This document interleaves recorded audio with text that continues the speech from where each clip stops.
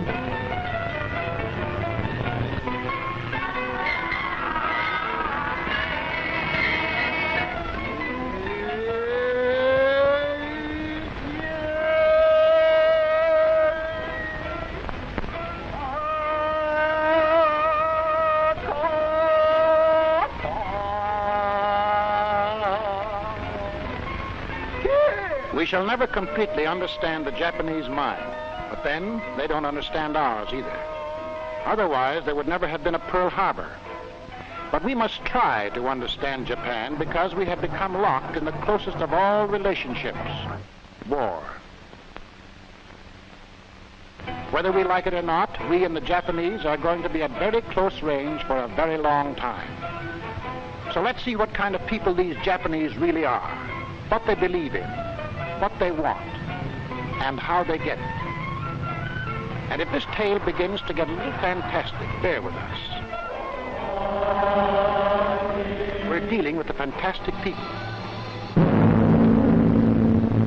First, let's examine a typical Japanese soldier. His average height is 5 feet 3 inches. His average weight, 117 pounds. He and his brother soldiers are as much alike as photographic prints off the same negative. His pay is 10 yen, or about $2.36 a month. His personal equipment is simple but practical. Fully supplied with ammunition, the load he carries weighs about 60 pounds, more than half his weight. His uniform is ill-fitting, his appearance unsoldierly, even comic according to Western standards. At drill, he may lack precision. But he is hard. He is able.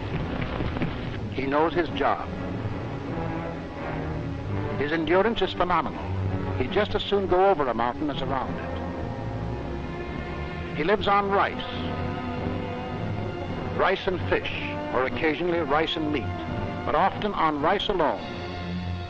And he's proud of it. He is prouder still of the fact that to be a soldier is the highest human achievement in Japan. He has been trained to be a soldier almost from birth, and into his tough little mind has been drilled and hammered the fanatical belief that Japanese are descendants of gods and destined to rule the earth and all who live on it. To this end, treachery, brutality, rape, and torture are all justified if used against non-Japanese.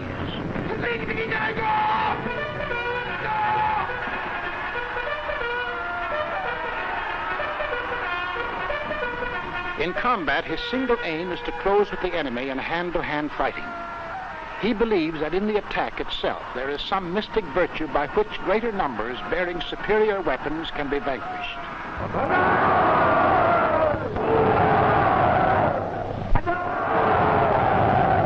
In his mind, there is usually no question of choice between death and surrender.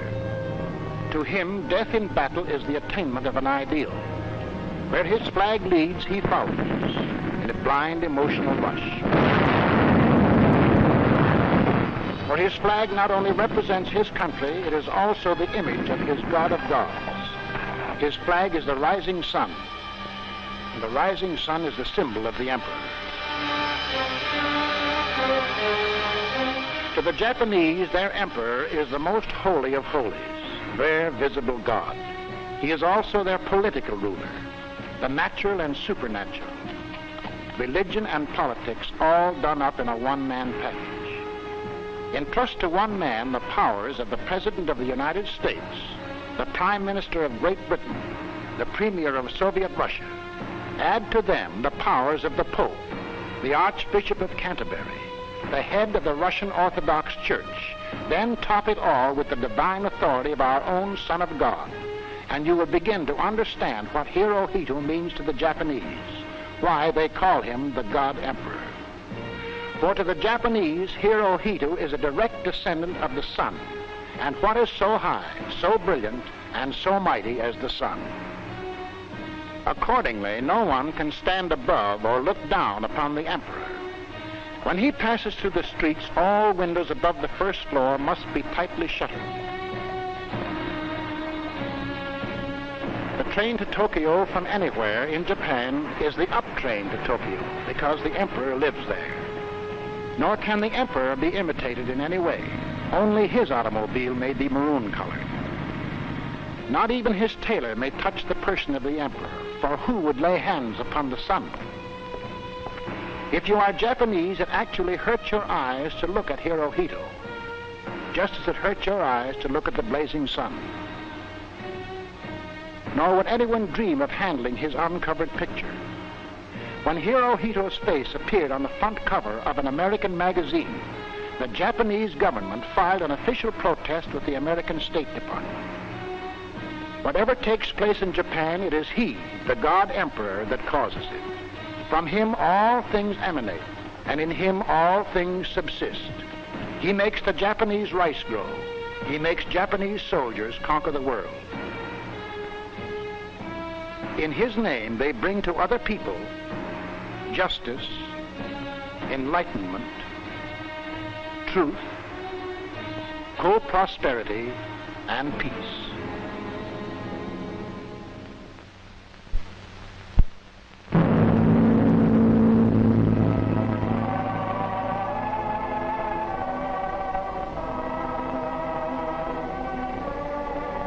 The year 1940 was a holy year in Japan, for the nation celebrated the 2600th anniversary of its founding by the first God Emperor, Jimmu.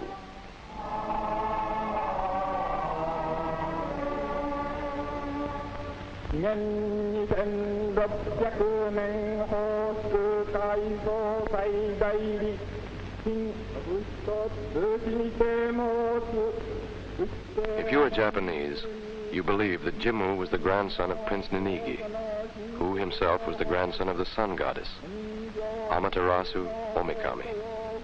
And she, the sun herself, said to Prince Ninigi, "Go down and rule over the luxuriant land of reed plains, which your posterity is to govern as monarchs." Whereon Ninigi descended from heaven to the land of reed plains and built a palace, and took to wife the daughter of a mountain deity, and she bore Ninigi a son. And Ninigi's son in turn took to wife the daughter of the god of the sea, and they too had a son, whom they named Jimmu. Exactly 2,600 years ago, Jimmu landed at Yamato and proclaimed himself emperor over all the islands, saying, "Let us extend our capital until it covers the 8 corners of the world under one roof." And in this way the Japanese empire was created. Hirohito is the 128th direct descendant of the sun goddess. And since from the beginning the emperor gods have mingled their flesh with mortal flesh, it follows that all Japanese are cousins in divinity. The soldier, the wrestler and the priest, the woman in the rice fields, the factory worker, the geisha girl, the businessman, the diplomat, the fisherman off California. All are members of one family, whose blood is superior to the blood of any other race on earth, because it is mixed with the liquid sunshine of the gods. And what's more, they believe it.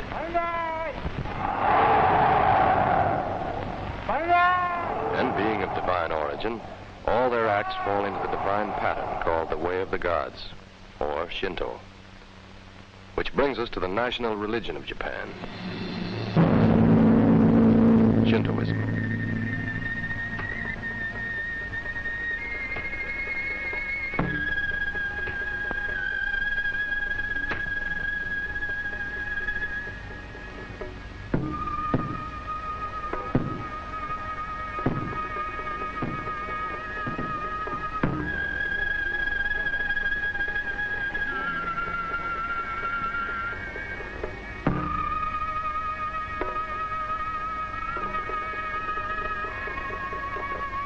Now, Shintoism will not be easy to understand, but since it is the heart, brain, and soul of the nation and dictates all Japanese actions for the living and for the dead, it is important that we try to understand it.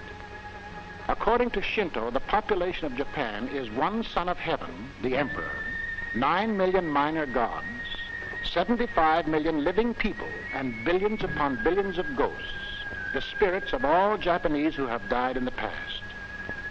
These spirits stand watch over all Japan, follow their soldiers into battle, and serenely float around in every Japanese house where guests are frequently introduced to them.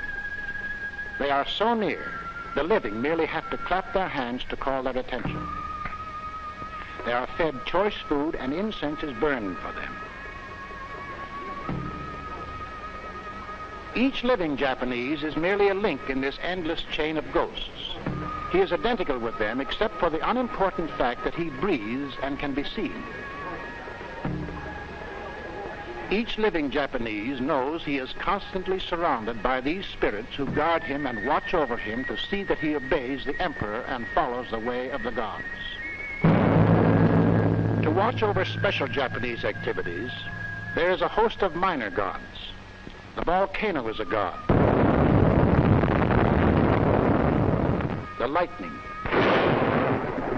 There is a god of the silkworm, the god of the night wind. These pearl divers have a god, and annually they hold a ceremony for him. These farmers have a rice god to whom they offer prayers for a good harvest. These scarecrows are all gods of one kind or another. There are over 100,000 Shinto shrines in which these local gods and spirits are worshipped. For the living Japanese, Shinto decrees that all their actions must imitate the way of the gods, who handle chopsticks thusly, arrange flowers thusly, drink tea thusly, worship the emperor thusly, enter a room thusly, greet an acquaintance thusly.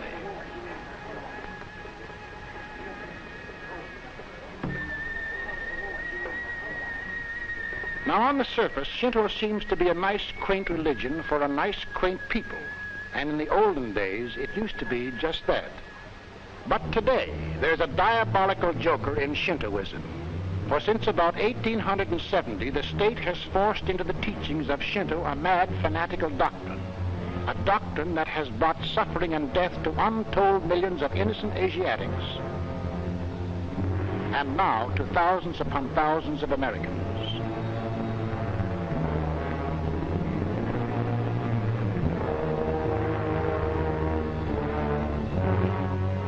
This doctrine is based on the divine command that Jimmu, the first god emperor, was supposed to have given his people 2,600 years ago. Let us extend the capital and cover the 8 corners of the world under one roof. To cover the 8 corners of the world under a Japanese roof. The Japs have a special name for Jimmu's divine command. It's called Hakko Ichiu, and it has become the national ambition of Japan. From the viewpoint of Hakko Ichiu, the Emperor of Japan is the Emperor of all the races of the world. There are no southern seas. All the oceans are to be recognized as the great Japanese sea. And in 1930, the modern American college-educated minister Matsuoka said, "To save humanity in conformity with the great spirit in which the Emperor Jimmu founded the empire, Japan should take over the management of Asia. then extended to the rest of the world. If you are Japanese, you believe you have been commanded by heaven to conquer all other races and peoples and put them under a Japanese rule.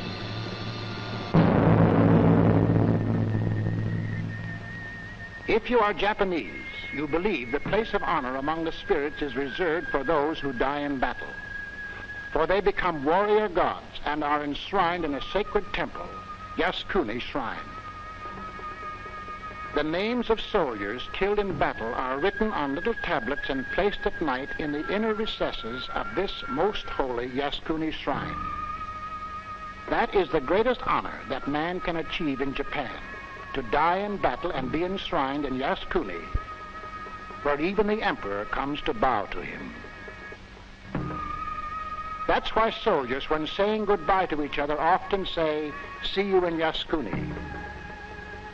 That's why mothers and wives accept the ashes of their dead soldiers without grief or sorrow. The silent victorious return, it is called. For the dead are warrior gods who live on beside them to be cherished and cared for, to be given food and drink and a lighted cigarette to smoke.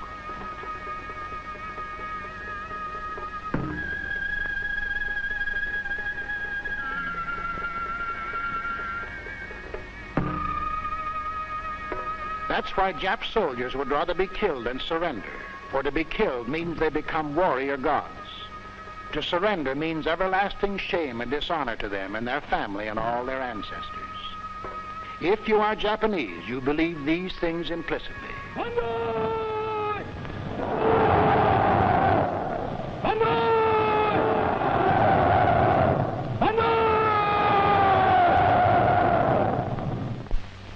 But if you are not Japanese, what then is the real Japan?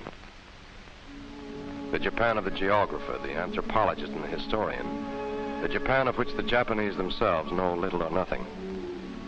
The name Japan comes from two Chinese words, ji and pen, the literal translation of which is the land where the sun comes from. The Chinese called it that because Japan lay to the east. Geographers say Japan is a chain of volcanic islands, 1,200 miles long and an average of 120 miles wide, our total land mass being a little larger than the state of California. Rocky and mountainous, only 16% of Japan is suitable for farming. Every human being in Japan lives within sight of mountains, many of them from 6,000 to 12,000 feet high.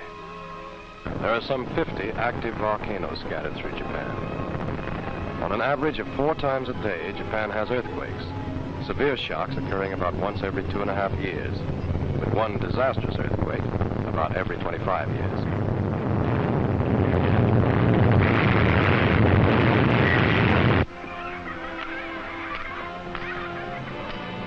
There are some 45 cities with a population of over 100,000, only 3 of which are beyond the range of 16-inch naval guns. Tokyo, the capital, with a population of 7,900,000, is the 3rd largest city in the world. And what of the people of Japan and their so-called divine origin? Anthropologists say the original inhabitants of the islands were a hairy barbarian people called Ainus. Later on, fierce Mongolian tribes moved in and began conquering the Ainus. Still later, other tribes from many sources arrived on the scene. The fusion of all these tribes and races resulted in the Japanese of today, not of one pure blood, but of a well-mixed plasma cocktail of Ainu, Mongol, Manchu, Malaysian. Of the history of Japan, historians say that somewhere around the beginning of the Christian era, they elevated to leadership a chief, or high priest, in this case the emperor, who claimed to have an inside track with the gods. This evolved into Shintoism, and the emperor's son myth became the dominant religion. But the early emperors had little political power, for the islands were really divided into many independent and quarrelsome tribes, ruled over by powerful barons or daimyos. These daimyos each had large, well-paid private armies of warriors called samurai. The samurai were the important and privileged class, real aristocrats who lived off the fat of the land without working. As a badge of rank, they wore 2 swords, a short sword for committing harakiri when captured or disgraced, and a large two-handed sword they fought with. With this sword, it was their privilege to lop off heads, arms, or ears of the peasants, either for practice or amusement. To further set themselves apart from the common herd, the samurai developed a code of rules for themselves called Bushido, the code of the warrior. Bushido extolled absolute loyalty to one's superior and reckless bravery in battle. But most important, Bushido not only sanctioned double dealing and treachery, but looked upon it as an art to be cultivated. It encouraged ambush. Jump a man from behind when he's unarmed and you've got a club. When he's alone and you've got a gang. That's Bushido, the art of treachery and the double cross, the national code of Japan. Harakiri was also a privilege of the samurai. When condemned to death, they were allowed to kill themselves rather than be beheaded. The executioner's axe was for the common people. As a result, harakiri became an elaborate ceremony, a form of art that showed bravery and indifference to pain. A man's son or his best friend stood by with a big sword to chop his head off in case he lost his nerve.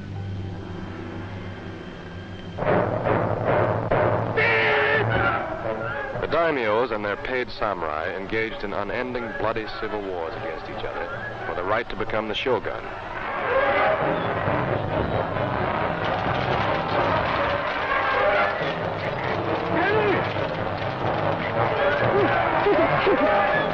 Being the shogun meant being top dog among all the daimyos, a dictator of dictators, ruling the islands in the name of the emperor, who was kept in the background as a religious figurehead.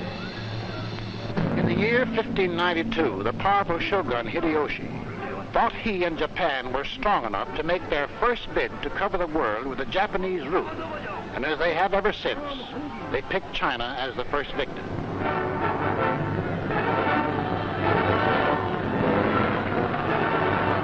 Hideyoshi invaded Korea, but Chinese from other provinces came to the aid of the Koreans. The Japs were stopped, and when Hideyoshi died suddenly, the invasion was called off. But they did a complete job of plunder, taking back with them all the wealth and art they could carry.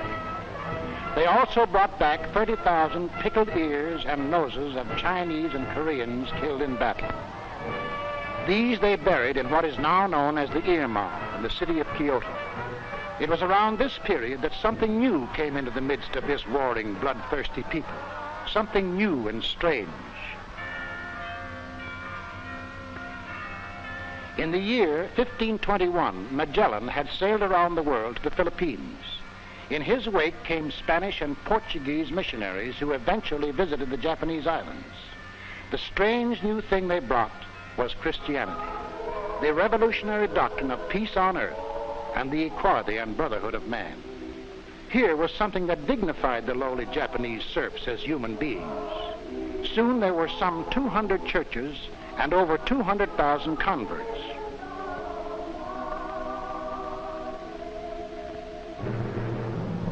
The warlords became frightened.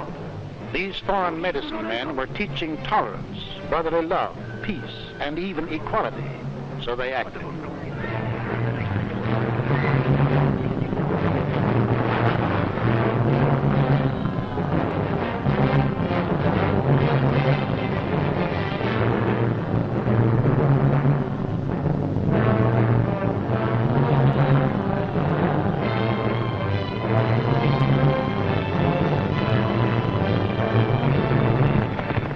137 churches were destroyed in Nagasaki.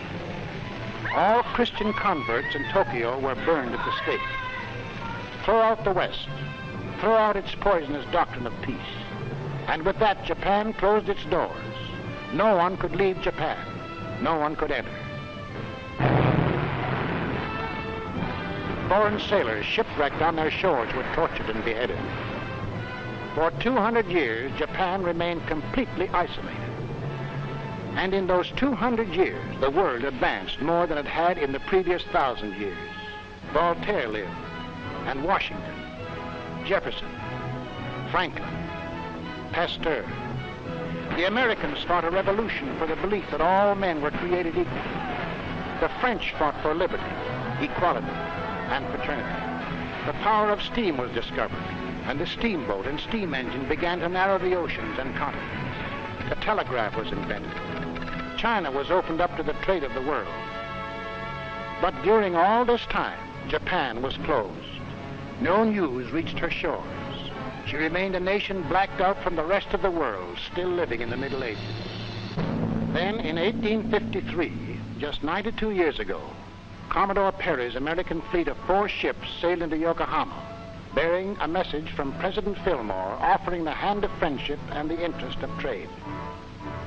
The Japanese warlords woke with a shock from their 200 years of self-imposed isolation. They realized that the hairy white barbarian had machines and weapons that made him powerful. If the sons of heaven were to rule the earth, their spears and swords would be of little avail. Also, they realized how weak and divided they really were compared to Western nations. Hastily, the feuding barons stopped fighting among themselves and joined together. But they needed a central figure around whom they could rally. Available was the God Emperor, who up to now had been more or less of a stooge. So, in 1868, the warlords did away with the position of shogun and elevated Emperor Meiji to supreme dictatorship over all Japan, reserving for themselves and themselves alone the right to speak for him and to guide his policies, a position the warlords have hung on to ever since. Now for a strong military. The paid warriors, the samurai, were too few for a national army, so they introduced another revolutionary idea into Japanese life. The sons of peasants were suddenly permitted the great privilege of bearing arms, and it was a great privilege, for being a soldier almost meant being a noble. And to sell this program to the Jap masses, the warlords shrewdly used religion. They revised ancient Shintoism to suit their purpose and forced emperor worship, military glorification, and fanatic thoughts of conquest to be preached by all Shinto priests. Thus, Japan rid herself of the old samurai, but their fanatical spirit was passed on to the new peasant soldier, Bushido code and all. The warlords now flung open their doors to the West. Posts and telegraphs were introduced, railroads, the European calendar, photography, European dress. A frenzy of modernization seized upon the land. With a politeness such as the world has seldom seen, the Japanese invited other nations to help them build up their military power. And always with the thought, treat with the foreigner, learn his weapons, and then use them to destroy him. The old Bushido double cross. The English, having the best navy in the world, were invited to build up and train the Japanese navy. The French, supposed to have the best army in the world, were invited to train the Japanese army. But when they saw the French defeated by the Germans in the Franco-Prussian War, the Japanese switched to German advisors for their army.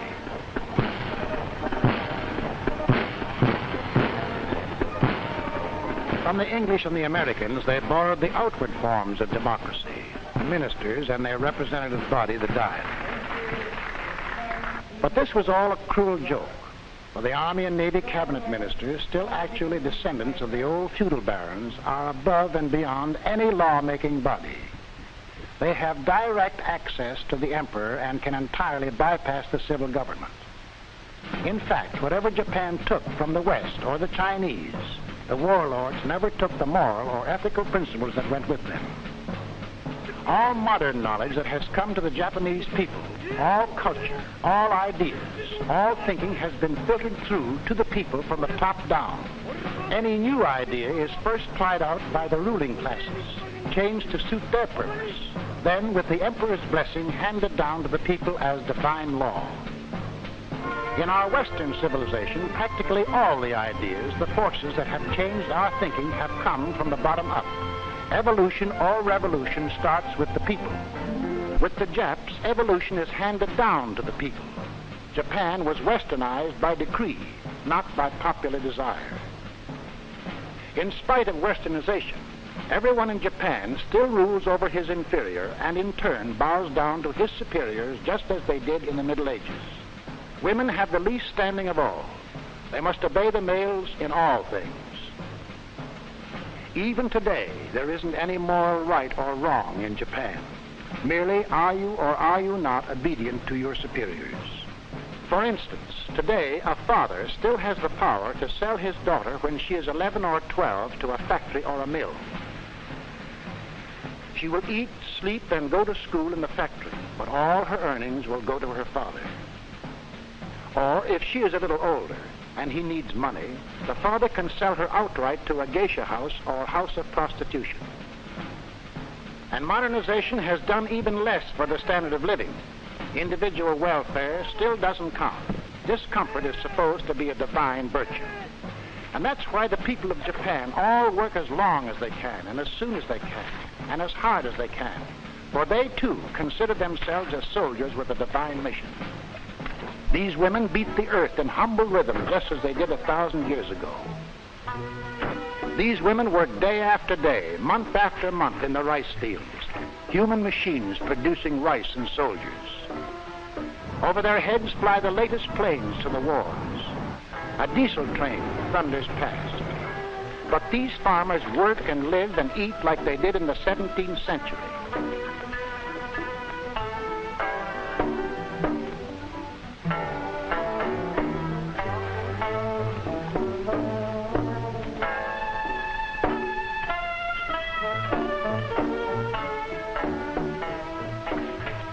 The income for the whole family, as high as $150 a year and as low as $16 a year.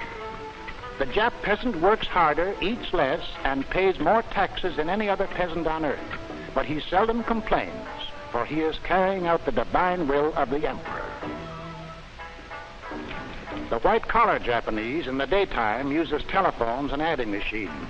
But when he goes home, he puts on a kimono and lives as his ancestors did in the Middle Ages. Japanese houses have no foundations. There are no walls as we know them, no windows, no paint, no varnish, no curtains, no chairs, and no beds. To sleep, they spread a couple of quilts on the floor with no sheets and lay their heads on hard, round pillows. Their food lacks albumin, fats, and sugar. The standard of living is the same as it was hundreds of years ago, one of the lowest on earth. For Japan became industrialized not to raise the standard of living, but to prepare for conquest. This man in the factory doesn't work a 6-day, 48-hour week for good wages. He works a 72-hour week at starvation wages and frequently dies of tuberculosis at the age of 40. Why do Japan's millions accept their fate in dumb, regimented silence? Why don't they rebel, revolt, organize labor unions? Well, first of all, having dedicated their lives to the emperor, belief in Japan's divine mission to conquer runs through the whole people. This makes practically all of them willing prisoners of a vicious, ironclad social structure, a system of regimentation so perfect it made Hitler's mouth water. On top of the heap of this social structure are leaders of the Army and Navy, the warlords who surround the emperor. They are Japan's first team. Nearly equal in power are the half-dozen super-rich industrial aristocratic families who own the wealth. They're the second team. And they play ball with the military rulers because the warlords give them cheap, uncomplaining labor and lush profits. And they, in turn, provide the money for the war machines. Next in line are the professional politicians, who are appointed by the government as rulers over the 47 provinces. These political stooges slavishly follow orders because their jobs and their very lives depend on the whims of the Army and Navy leaders. At the bottom of the heap are the peasants and workers, the hoi polloi, the masses.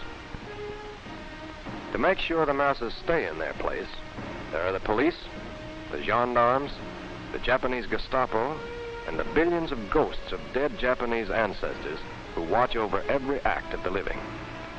And just in case some Japanese don't believe in ghosts, they have an efficient, unique Japanese invention, the thought police. Yes, thought police, whose business it is to arrest you if you think dangerous thoughts. Who decides when your thinking is dangerous? That's easy. The thought police decides.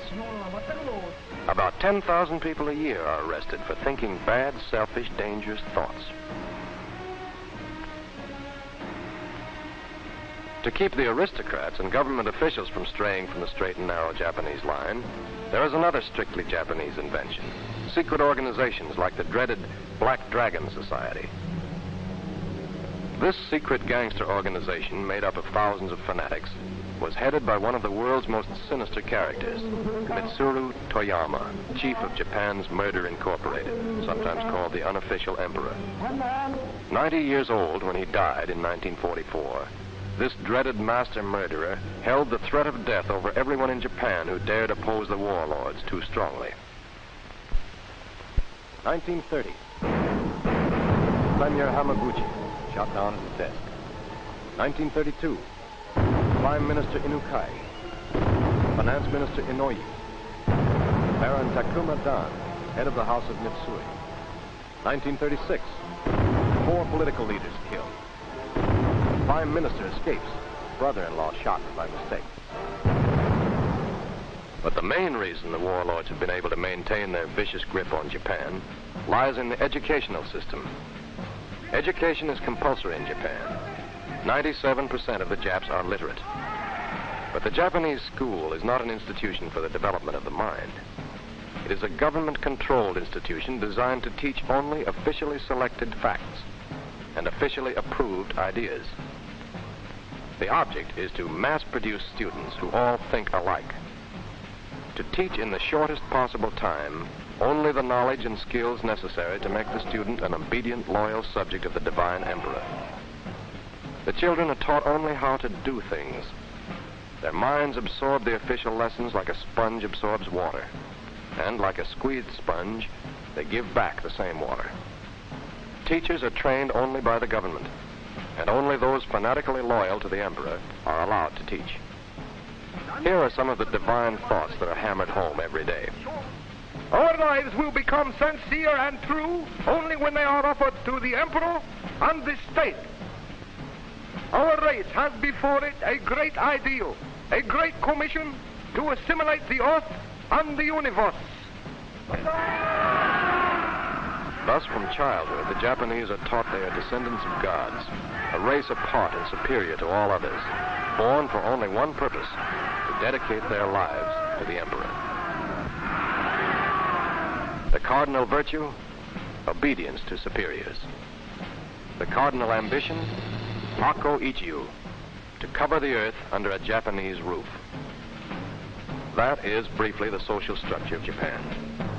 That is the vicious system of political and religious regimentation that hammers, kneads, and molds the whole population until it becomes an obedient mass with but a single mind.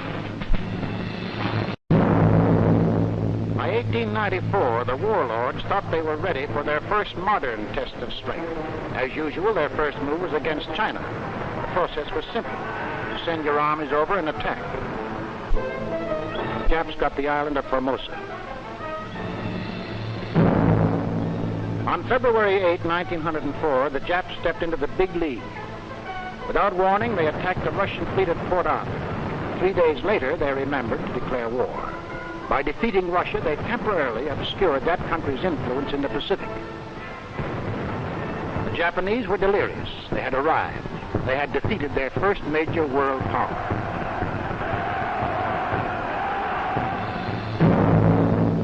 And 6 years later, in 1910, they simply marched in and annexed Korea. In 1914, during the First World War, the Japanese, correctly figuring the Allies would win, declared war on Germany, took the Shantung Peninsula from the Germans, and grabbed off the German-owned Marshall, Caroline, and Mariana Islands. After the war, the Japanese emissaries signed anything and everything: League of Nations, disarmament agreement, 9-power treaty. But they insisted on keeping the Marshalls and Carolines and declared them taboo to all foreigners. Hako Ichiu was coming true. The Japs couldn't seem to make mistakes. They won every war in the field and in politics. Every time they tangled with the West, they got new territory. The warlords grew more popular than ever. In 1927, one of them, Baron Giichi Tanaka, made out a secret modern blueprint to achieve this mad dream and handed it to the emperor. It is called the Tanaka Memorial, Japan's Mein Kampf. It was a simple plan, but carefully thought out. To cover the earth with a Japanese roof, the Japs had first to conquer Asia. To conquer Asia, they needed manpower and raw materials. China had the manpower. Manchuria had iron and coal. So Manchuria would be first, then China. The next step was Siberia with its vast resources of timber, coal, wheat, and metals. Then south into Malaysia and the East Indies with its fabulous empire of tin, oil, and rubber. The United States was the last step. And when the orange groves of California and the cotton fields of Alabama were part of Japan's empire, when the factories of Los Angeles and Detroit were producing for Japan's war machine, then the rest of the world would fall like a ripe plum, and the Japs would have fulfilled Jimmu's divine commandment to cover the 8 corners of the world with a Japanese roof. That was the plan, the blueprint, the specifications for world conquest. But the Japanese are careful people. There was much to do, many details to prepare at home and abroad before putting the plan into action. First, make sure of the home front, for in spite of every conceivable method of thought control, certain Western ideas were seeping into Japan, especially among city people. So Western music was banned. Instead, the government approved this. Western dancing was forbidden. Western movies were thrown out, and the people were made to see pictures of their ancient war heroes. Musicals began singing the praises of the Axis. Western card games were purged in favor of this. It's a game of super chess called Go. Actually, it is a game of military strategy. Western books and magazines not in accord with Japanese militarism were banned. Instead, these books were declared official reading. If We Fight by Admiral Shinsaku Hirata. The attack on Hawaii must be the first battle in the War of the Pacific Ocean. If one snatches away the enemy's pluck in the first battle, the American Navy will certainly become wearied in the wind of panic. Therefore, attack! Arguments against American policies by Kawashima Seichiro. We can land in the Puget Sound and Columbia River, the vicinity of San Francisco, and the vicinity of Los Angeles. But this is possible only after we have destroyed the American fleet. Baseball was becoming Japan's national sport. It was popularized in Japan by visiting American teams. In 1931, an all-star team led by Lou Gehrig, Al Simmons, and Lefty Grove played in Tokyo to standing room only. 松井村瀬を一二塁に置いて南村左中間に痛烈な安打を放ち松井村瀬ホームイン。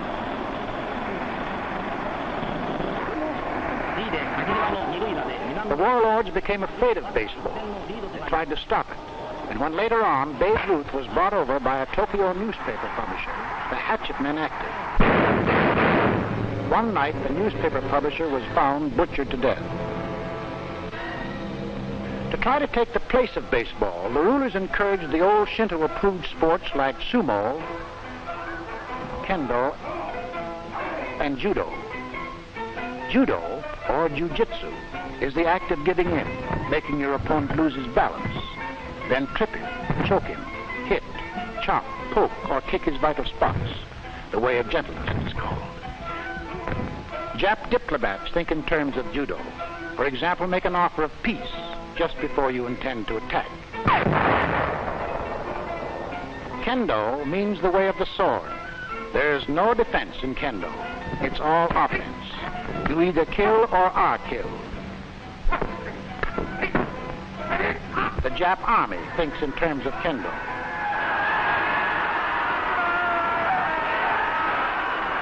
Sumo, or Japanese wrestling, is the act of calmly waiting or stalling for time.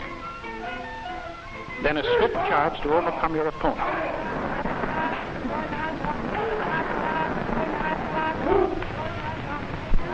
The Japanese people think in terms of sumo. Calm, peaceful, serene, like their volcano Mount Fuji, with violent eruptions of brutal passions in between.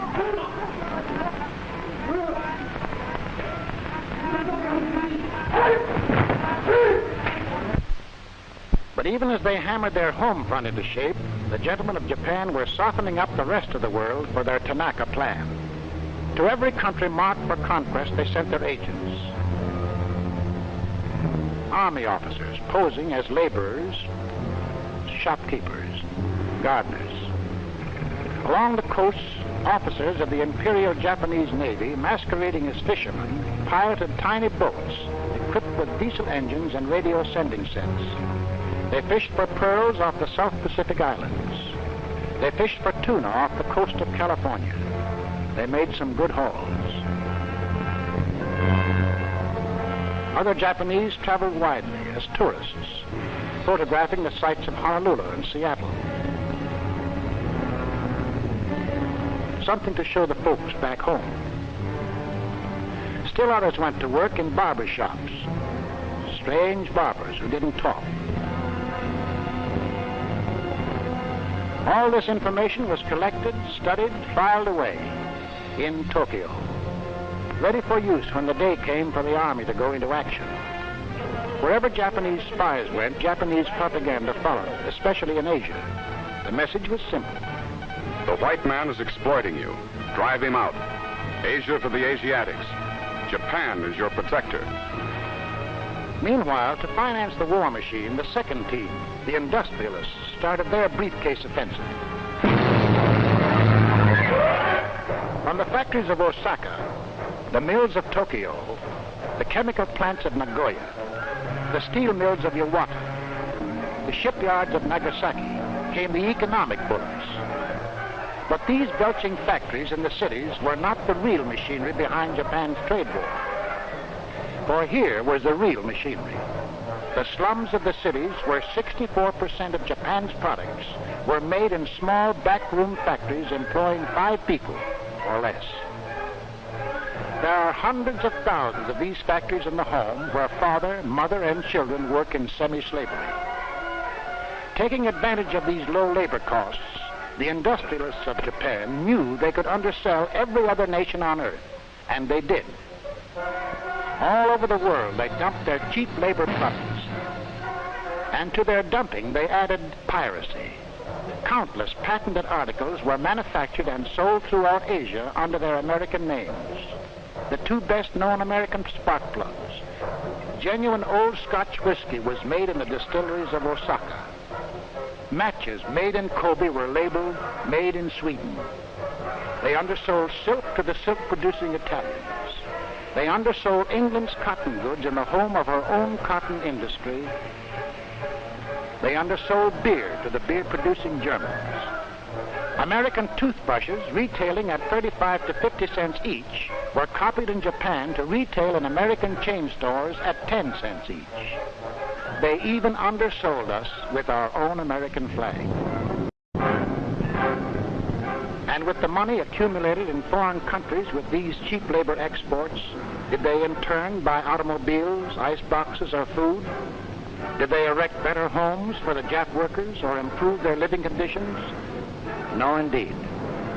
Instead, they imported oil, scrap iron, tin, rubber, aluminum, and secretly built up their powerful war machine.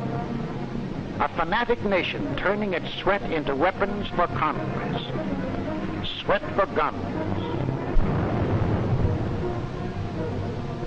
Sweat for planes. Sweat for ships. Sweat for war.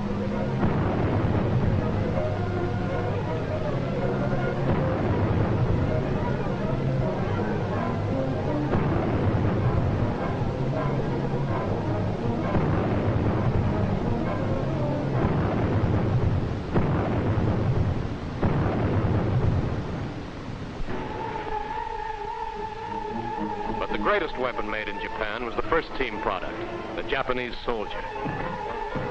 As iron ore is melted in furnaces to remove impurities, so in Japan, humanitarian impurities are burned out of the child. As the steel is shaped by beating and hammering, so is the boy hammered and beaten into the shape of the fanatic samurai. Oh.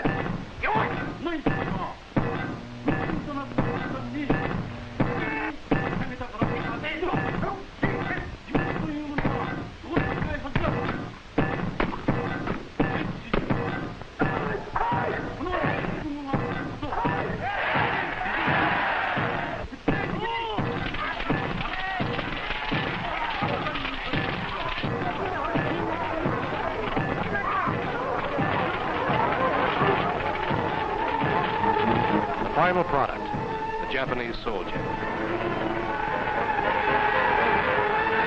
Ready to shoot, smash, and slug Jap superiority into all non-Japanese people. And so on September 18th, 1931, the first team kicked off. The warlords, faithfully following the Tanaka Plan, launched their shooting war in Manchuria.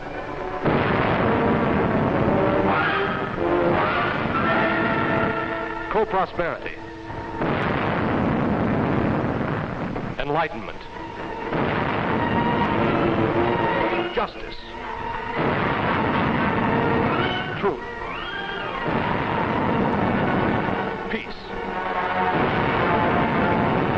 peace, peace.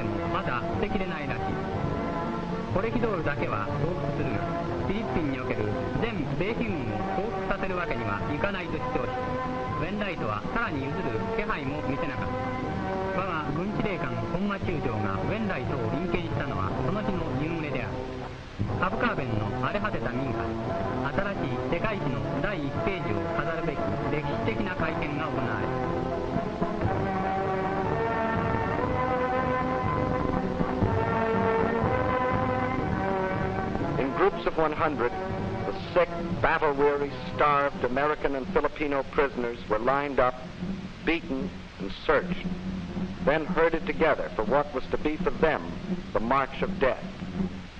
This March of Death is a lasting monument to the insane arrogance and brutality of the Japanese soldier. Burning with malaria, racked with diarrhea and dysentery, the men, barely able to stand, were marched for some 7 days without food or water. Their helmets were purposely knocked off to expose them to the blistering sun. For hours at a time, they were given the torturing sun treatment. At night, they were packed into enclosures so tight, the men lay in their own human defecation. In the daytime, they marched in the sun. Thousands dropped out and were bayoneted and shot. Those that made it to the prison camps were subjected to unspeakable humiliation and torture. 3 years later, when rescued by MacArthur, this is how they looked.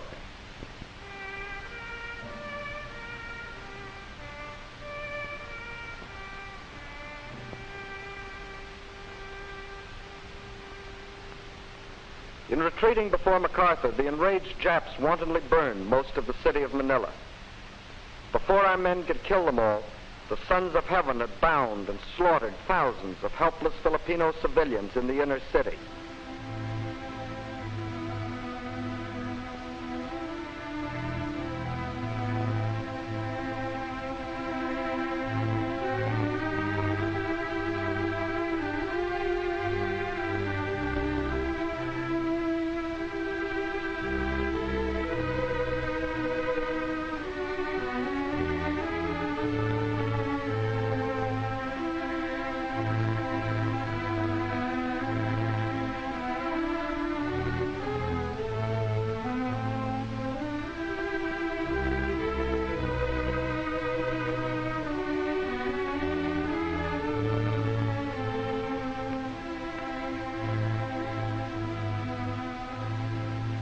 co-prosperity, peace, enlightenment.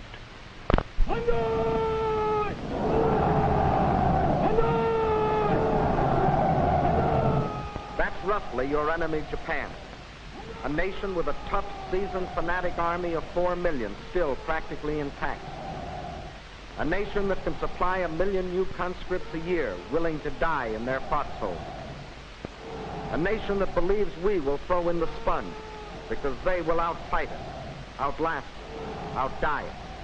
A nation hell-bent to rule the world or commit national suicide.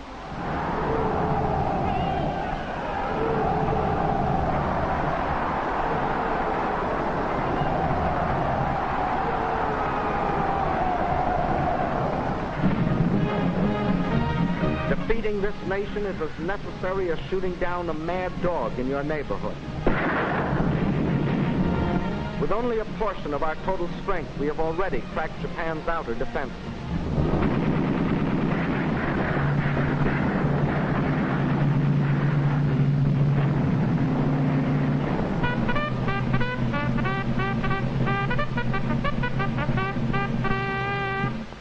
General MacArthur has brilliantly retaken the Philippines and cut their supply lines to the Indies.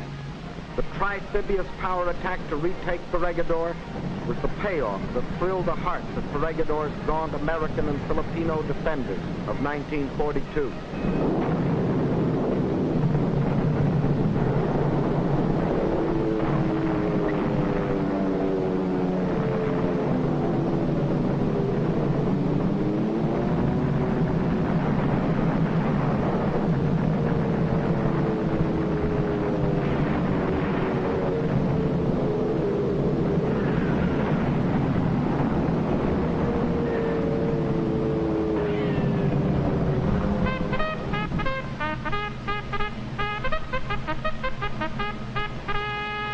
Our Marines topped their glorious fighting history by killing 20,000 Japanese on Iwo Jima.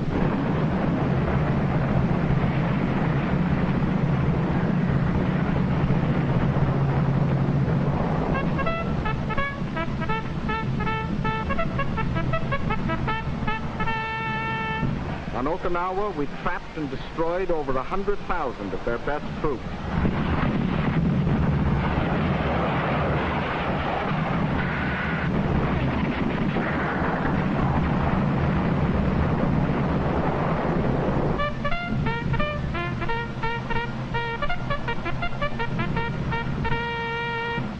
Our Navy has sent to the bottom approximately 3/4 of their naval strength.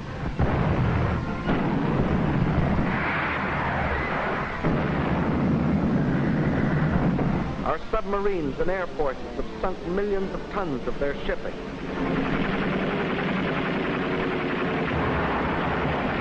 From the airfields near Japan, paid for in American blood, our air forces are systematically blasting Jap factories and war plants.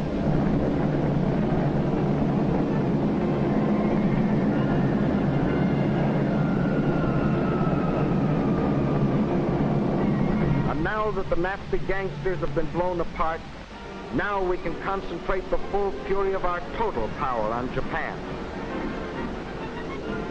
The power of a Navy bigger than all other navies combined.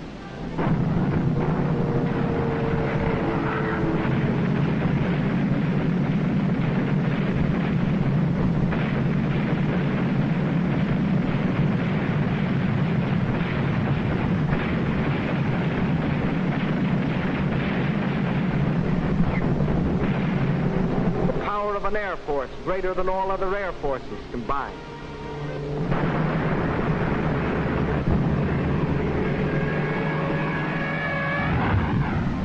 The power of the best equipped and hardest hitting army the world has ever seen.